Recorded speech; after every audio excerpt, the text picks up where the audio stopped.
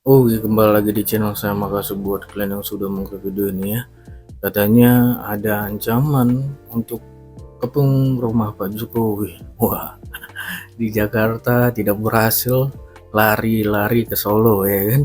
Kita lihat kali ini Opung membahasnya. Sebelum kita ke videonya, bantu subscribe buat channel saya belum subscribe. Tidak tunggu lama, kita ke videonya langsung. Let's go. Kalian tahu, satu-satunya politisi yang memiliki kemampuan meramal seperti yang dimiliki Mama Loren cuma satu. Iya, iya. Adian Napitupulu. Iya, iya, iya. Serius kalian ini, jangan ketawa. Iya. Iya kan, tidak percaya kalian? Kita dengarkan dulu abang kita yang satu ini ya.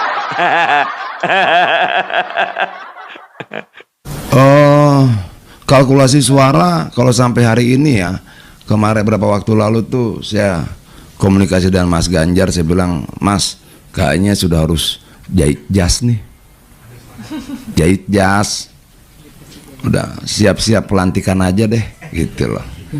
Artinya bahwa kita terlalu yakin karena kita bekerja keras di bawah, kita bekerja keras di rakyat, kita melihat peluang yang sangat besar untuk menang satu putaran.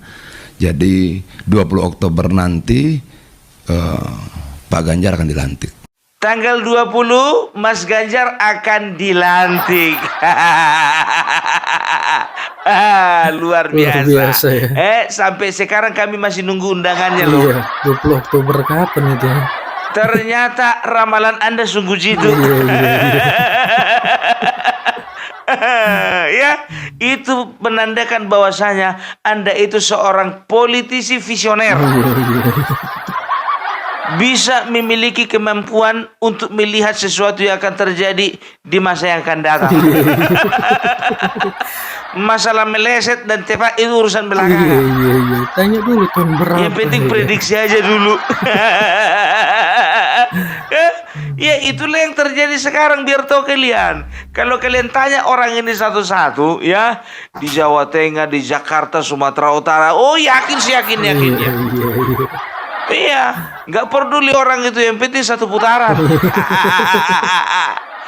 Pantaslah kemarin itu mereka ini ngotot, iya kan, bahwasanya walaupun suara 16%, mereka sangat yakin bahwasanya mereka pemenang. Coba bayangkan kalian, sedangkan Anies nggak saya yakin itu. Iya, betul. Dia 24%, tapi dia nggak memiliki keyakinan sebesar itu. Ternyata orang ini ngotot karena apa? Karena terlanjur malu. Apalagi Adian udah malu sama si Ganjar. Nyuruh-nyuruh jahit jas. Sekarang yang jadi pertanyaan kami, di manakah keberadaan jas tersebut? Karena kami tidak peduli bagaimana nasibnya si Ganjar. Yang kami pedulikan bagaimana nasibnya jasnya itu.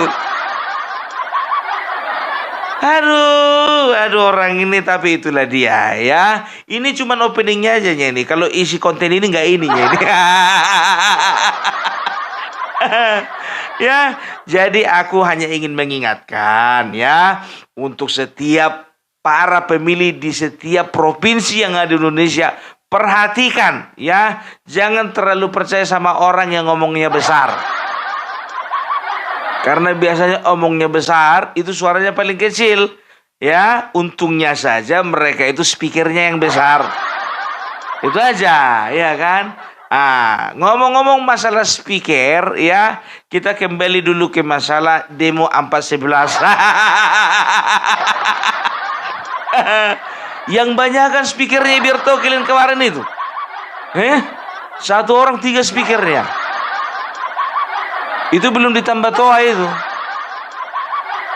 Aduh, tahu ndak kalian kemarin itu, ya kan? Aku rupanya setelah ku amati, ya kan? Ini kenapa ini satu orang ini kok tantrum begitu kan? Rupanya tahu kalian, salah satu pentolannya FPI ngamuk-ngamuk karena apa? Yang datang sedikit. Ndak perlu ku tampilkan. Ya, cari aja kalian di TikTok, itu banyak itu, nggak perlu kutampilkan. Malas aku, malas. Ngamuk-ngamuk biar tahu kalian ya. Ya, yang diharapkan yang datang imam besar. Yang rupanya yang datang itu entah yang mana-mana. Pemimpin mereka kan begitu kan. Aku pikir begitu. Mana lah kepalanya ini, pikirku begitu. Nggak nongol. Kurasa dia pun ini juga nggak nongol. Katanya dia di Arab ya kan. Kalau ku apa namanya, kalau ku telaah begitu kan, dia itu pasti nunggu callingan itu. Nanti kalau misalnya kehadiran kalian ada sekitar 15 juta, panggil aku. Tapi kalau cuma 1.000-2.000 nggak usah panggil aku. Malu. Nggak tahu malu kalian. Kalau aku tahu. Kan begitu. Aku nggak perlu sebutkan namanya ya. Nggak perlu ku sebutkan namanya. Ya, itu dia. Dan tahu nggak kalian yang paling konyolnya lagi? Ya, selain mereka mengancam akan mengadili Jokowi dan juga menumbangkan Fufu Fafa. Entah siapa Fufu Fafa itu. Sampai sekarang pun nggak tahu aku. Iya kan? Orang ini pun juga tahu kalian. Mereka mengancam akan membuat gerakan di Solo. Kampret, kutanya dulu sama kalian. Ya, berani rupanya kalian datang ke Solo. Kita dengarkan dulu ya, Ini memang betul-betul sangat meresahkan ini. Orang-orang bodoh kalau udah ngumpul kayak gini. Sebagaimana saya disampaikan, besok di Solo itu insya Allah besar-besaran mama, ini baru mama ya, yang mau akan mengepung rumah Jokowi. Rumah Jokowi atau tanah? Tanah, karena tanah ini adalah tanah yang diperuntukkan negara untuk memberikan fasilitas dia. Ya, kita akan ada aksi pengepungan rumah Jokowi di Solo, dan itu tentu membuat ketakutan Jokowi, dan semua menduga bahwa kedatangan Prabowo di rumahnya Jokowi itu untuk mengerta rakyat, supaya rakyat takut toh dia akan dilindungi Prabowo. Tidak mungkin rakyat tetap bertekad sampai Jokowi dan dimakzulkan anaknya selesai, tidak akan selesai, karena ini semua legal secara hukum. Oleh karenanya kita semua ini sekarang kita berada di acara 411 ya, di Patung Kuda. Ini semua tokoh turun, tapi ini adalah sebagai pemanasan. Pada saat nanti tahun 212 kemungkinan akan besar lagi. Tapi intinya adili Jokowi dan makzulkan anaknya si Gibran yang tidak sudi rakyat mempunyai wakil presiden, dan khawatirnya Prabowo berhalangan dalam waktu dekat, entah sakit, entah atau malah diracuni oleh mereka itu. Yang khawatirnya adalah kemudian dia mengganti menjadi presiden. Rakyat tidak ada yang rela bahwa kalau dia menggantikan Prabowo menjadi presiden. Oleh karenanya mungkin keinginan Jokowi mendatangkan Prabowo ke Solo terus akan berlangsung, dan saatnya nanti rakyat minta ketegasan Prabowo bahwa dia tidak boleh melindungi orang-orang yang melanggar hukum. Kenapa mau ngedemo Jokowi tapi di Solo? Karena dia di Solo ya. Ya, contohnya pada saat proses pengadilan yang tidak tuntutkan dia tidak datang ke proses tidak sidang pengadilan dengan alasan dia sudah tidak di Jakarta atau di Bogor. Tapi para pengacara kita sudah cerdik bahwa memberikan alamat itu pada Solo, Bogor, dan Jakarta. Oleh karenanya kita kejar pengadilan. Apabila dia tidak menjadwalkan pengadilan, maka di Solo pun tidak ada masalah. Mau dimanapun rakyat yang akan menuntut dia itu ada di mana-mana. Berarti besok itu demo atau pengadilan dong? Kalau besok demo rakyat untuk menghantarkan proses pengadilan itu harus didukung oleh rakyat. Maka kita kalau mau serius, jangan hanya sekedar kita puas pada demo-demo seperti ini, kecuali kalau dalam jumlah besar jadi sekaligus kemudian menuntut ya. Tetapi kan kita ini sudah dimiskinkan, kita ini diberi batasan-batasan yang tidak mungkin rakyat itu yang sudah diadu domba itu akan kumpul seperti itu. Maka satu-satunya saat ini kita melihat proses hukum harus menjadi tuntutan rakyat, menekan pada Mahkamah Agung. Kita sekarang tahu bahwa lembaga-lembaga hukum sedang pada loyo dan sedang pada menerima pesanan-pesanan. Contohnya kasus Tom Lembong ya.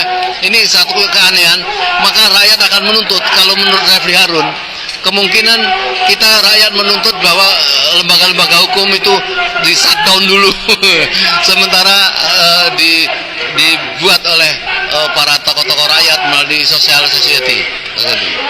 Keren Om. Terus apa lagi Om? Ya, jadi ini yang tidak boleh dilalui. Jadi satu-satunya untuk menyelamatkan Indonesia ya ini harus diselesaikan. Jadi kita jangan terlalu banyak kita membuat acara-acara pengembangan ekonomi sekian 8% itu bagus. Tetapi satu-satunya jalan untuk mensukseskan itu memang itu harus diselesaikan.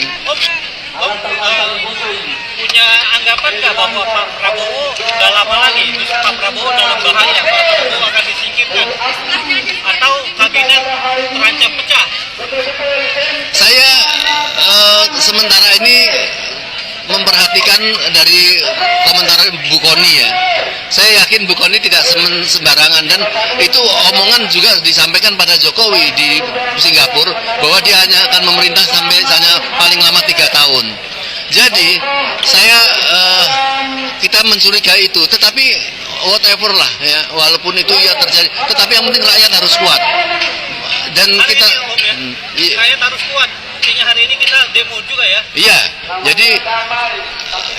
jadi hari ini memang ada pengawalan setelah Jokowi lengser ke Solo. Maka semoga ini terus berlangsung sebagaimana saya disampaikan, besok di Solo itu insya Allah besar-besaran mama, ini baru mama ya, yang mau akan mengepung rumah Jokowi. Rumah Jokowi atau tanah? Tanah, karena tanah ini adalah tanah yang diperuntukkan negara untuk memberikan fasilitas dia. Luasnya 12 hektar. Jadi kan tidak pantas orang yang sedang dituntut rakyat kok mau diberi hadiah buat rumah istana ini. Ini Indonesia ini harus diselamatkan ya. Semua rakyat Indonesia harus peduli terhadap ini. Aku jijik kali ngeliat orang ini, jujur. Kalau kalian jijik enggak? Lebih parah daripada si Adil itu dulu. Coba perhatikan kalian dulu apa yang dibilangnya tadi ya, bahwasanya mereka akan mengepung rumahnya Jokowi. Ya, rumah dan tanah Jokowi akan dikepung, ya kan? Dan tahu enggak kalian yang ngepung siapa? Mudah-mudahan nanti katanya banyak mama-mama ngepung. Itu artinya apa?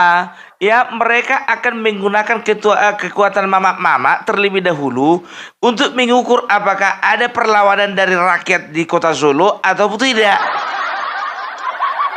Kalau misalnya ada perlawanan, ya udah berarti kita nggak bisa masuk. Tapi kalau misalnya nggak ada perlawanan, baru kita masuk. Itu rencana orang ini. Banci. Kalian peralat mama-mama bencong.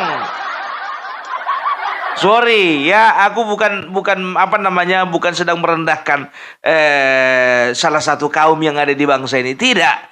Tapi banci itu adalah laki-laki yang memiliki sifat kewanita-wanitaan. Perlu kalian sebagai laki-laki itu sekali-sekali membersihkan daerah kewanitaan. Kewanitaan kalian.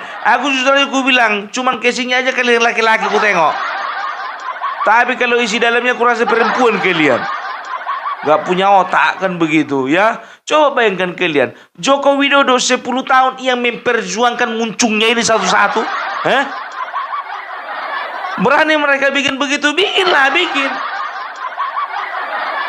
Coba bayangkan kalian, kedatangannya Bapak Prabowo ke tempatnya Bapak Jokowi pun juga mereka curigai ya, sebagai upaya untuk melindungi keluarga Jokowi. Kampret, lapet, japurut, letiung, begurung. Ku bilang sama kau ya, Bapak Prabowo sama Bapak Jokowi itu dulunya adalah antara atasan dan bawahan. Nah sekarang mereka itu sederajat, sama-sama presiden. Yang satu presiden ke-7, yang satu lagi presiden ke-8. Nah, Anies Baswedan yang kalian agung-agungkan dari kemarin sampai sekarang, sampai selama-lamanya, yakin aku nggak akan pernah jadi presiden. Itu dia. Ya, ini ingat ini. Cerdas kita ya. Mereka katakan bahwasanya ini adalah upaya Bapak Prabowo untuk melindungi keluarga Jokowi. Sebetulnya ini adalah tanda ketakutan mereka. Aksi ini adalah tanda ketakutan mereka bahwasanya ya akan ada orang-orang di antara mereka yang terancam keberadaannya oleh karena ya, ingat ini, oleh karena gerakan yang dilakukan oleh Bapak Jokowi dan Bapak Prabowo. Ingat itu. Ini orang-orang yang merasa terancam. Tahu kalian apa katanya tadi? Dikatakan bahwasanya ada tokoh-tokoh yang sudah turun. Ya, siapa lagi kalau bukan Refli Harun, Faisal Shihab, Din Samsudin, itu aja orangnya. Ku bilang sama kalian ya.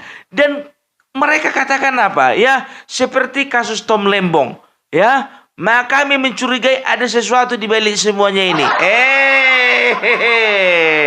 Ketahuan sekarang ya. Kenapa serempet-serempet Tom Lembong? Ada apa? Berarti ada callingan nih. Ya, ternyata mereka sakit hati pendana mereka masuk penjara. Iya, sakit hati kalian ya. Salah satu donatur kalian masuk penjara. Sekarang begini aja lah, kalau misalnya dia masuk penjara, cari donatur lain dong. Kenapa? Nggak ada yang mau. Ya nggak ada yang mau lah model kalian coba. Ya itu dia. Sekarang begini, kenapa sih nyerempet Tom Lembong, ada apa? Ya, sekarang begini ku bilang sama kalian, ada beberapa kasus selain Tom Lembong yang ternyata sekarang menjadi bidikannya Bapak Prabowo. Perhatikanlah. Formula E. Itu jelas-jelas saja. Makanya orang ini sekarang ya melakukan sebuah gerakan. Karena apa? Ketika Formula E diusut, maka mereka akan mati-matian mengatakan bahwasannya itu adalah kriminalisasi. Perhatikan ya. Itu makanya aku bilang, kok mau sih? Ngapain kalian bela-bela lagi? Keracunan kalian semuanya, bah.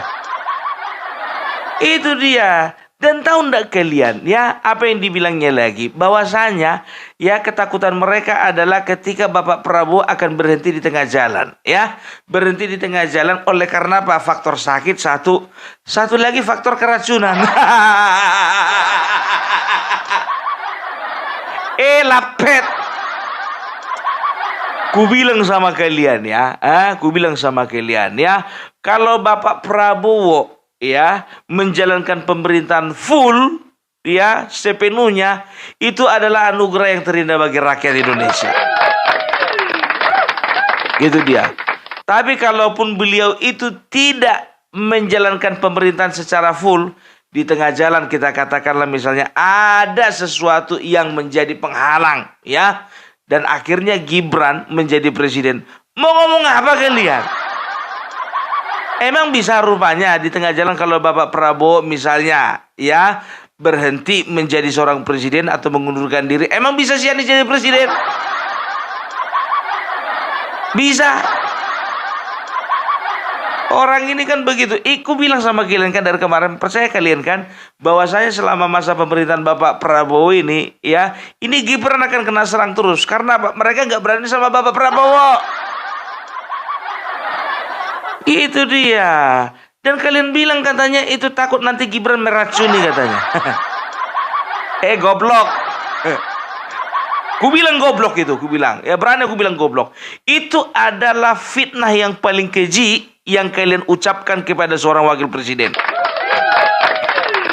Ya, kata-kataku ini nggak lebih kasar daripada kata-kata kalian ya yang mengatakan bunuh Jokowi, gantung Jokowi, ya adili Jokowi, matikan Jokowi. Itu kata-kata kalian, ya. Aku bilang sama kalian, kata-kata Opung Parbelak tidak terlalu kasar dibandingkan dengan kata-kata kalian. Perkataanku ini keras, tapi kalian jahat. Aku jujur aja kalau udah di masa-masa kayak gini gitu kan, aku berpikir kenapa lah orang ini selamat dari COVID kemarin itu.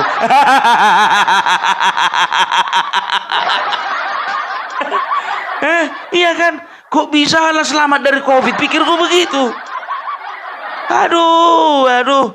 Itulah aku bilang sama kalian ya, kalau kalian sudah terselamatkan dari COVID, itu artinya Allah Subhanahu wa taala masih menyayangi kalian sebagai umatnya. Minimal sebagai makhluk hidup. Gitu loh ya. Jadi hati-hati kalian ketika kalian mengambil sebuah tindakan. Ingat ku bilang sama kalian, nah, ini adalah ekspresi ketakutan. Ini ekspresi ketakutan ku bilang sama kalian. Karena apa? Ada orang yang mendanai mereka, atau ada orang, aku curiga, ini curiga ya, nggak apa-apa ya. Aku curiga ada orang di balik mereka ya, yang berusaha mendorong massa supaya massa melakukan sebuah gerakan yang mengatasnamakan rakyat ya. Dan itu menjadi tameng mereka untuk supaya mereka jangan diusut dosa-dosanya di masa lalu. Udah kebaca. Nggak ada permainan lebih cantik dari itu. Nggak ada permainan yang lebih paten dari itu. Nggak anak Medan kalian, nggak paten kalian. Udahlah ya. Sekarang gini aja. Tunggu tanggal mainnya. Ya. Tunggu tanggal mainnya. Jadi kita di sini ya, kita yang betul-betul waras, kita diam-diam aja. Ingat ya, Bapak Prabowo itu bukan seorang yang terlalu bodoh ya untuk mendiamkan hal-hal seperti ini. Ya. Mungkin secara nyata tidak ada tidak ada tindakan yang terlalu mencolok, tapi ingat, lama-lama kena angkut ini. Perhatikan ya. Siapa sangka Tom Lembong kena angkut? Dapat ya. Sebentar lagi begitu juga Formula E. Makanya netizen bilang sama Opung Parbelak, kenapa si Anies Baswedan itu Formula E dong, ya kan? Kalau bisa diusut tuntas, tunggu, tenang satu-satu. Sebagai manusia kita perlu bersabar. Tahu enggak kalian apa dibilangnya tadi?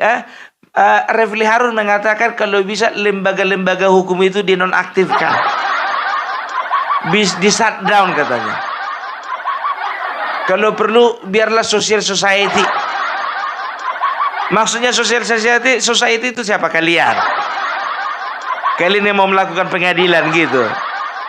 Iya, bapak kau satu-satu. Kurang ajar. Udah dibilang negara ini negara hukum. Hukum adalah panglima tertinggi di negara ini.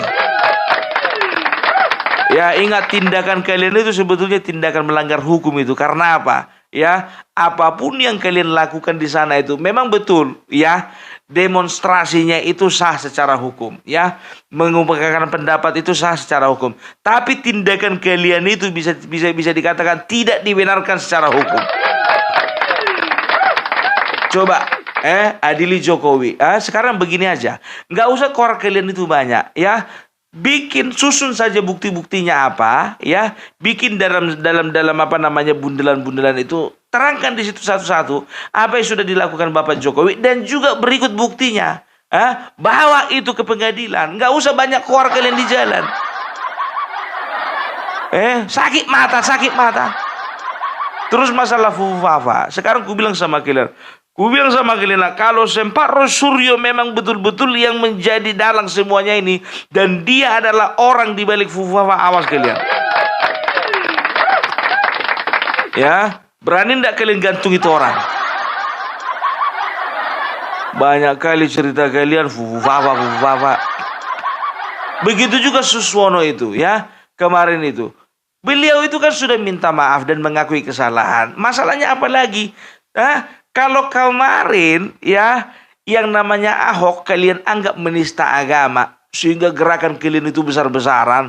Oke, karena dia itu bukan seagama dengan kalian.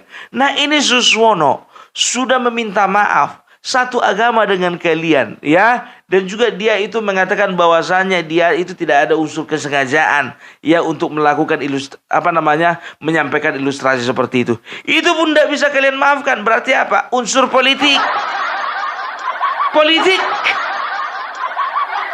Banyak kali gaya kalian. Tapi kalau sempat dia wakilnya Pramono Anung, ya kan, contohnya, atau wakilnya Anies Baswedan, nggak kayak gitu kalian.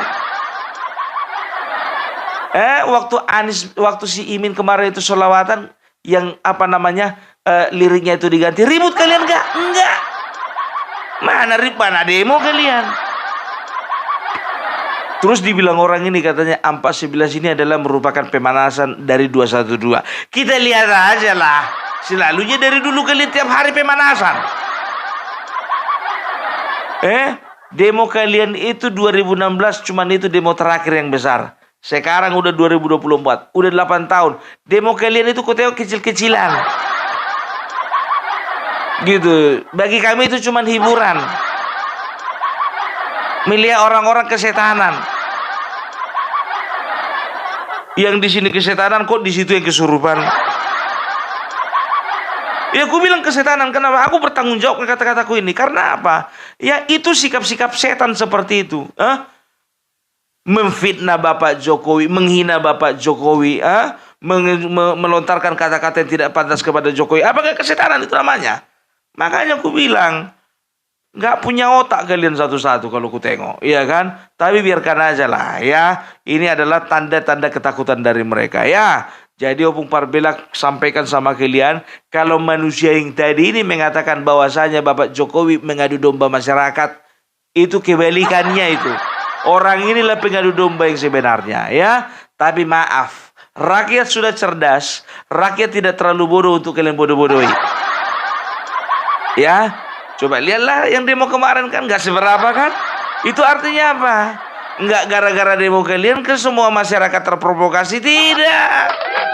No, udah nggak bisa lagi masyarakat diprovokasi. Karena apa? Karena kami ingin melaju dengan pesat menuju Indonesia Emas. Sudah ngerti kau? Ya, coba dulu tukaran kacamata dulu kita. Kacamatamu itu kayaknya nggak cocok itu ya. Jadi apa yang kau lihat itu semuanya negatif. Pakai dulu kacamataku ini biar apa yang kau lihat itu positif. Iya ya. Jadi itulah dulu dari Opung Parbelak ya. Pokoknya kita maju terus, kita dukung pemerintah ya. Kita dukung apa yang dilakukan Bapak Prabowo. Dan ingat ya, Bapak Prabowo tidak akan tinggal diam ya untuk menghadapi manusia-manusia seperti ini. Oke, itu aja dulu ya. Jadi salam Parbelak, salam NKRI harga mati. Oh gitu ya, pembahasan Opung terkait Bang Aidan dan ancaman kepung rumah Pak Jokowi. Gimana menurut kalian? Coba komen di bawah. Dan sampai bertemu di video saya selanjutnya.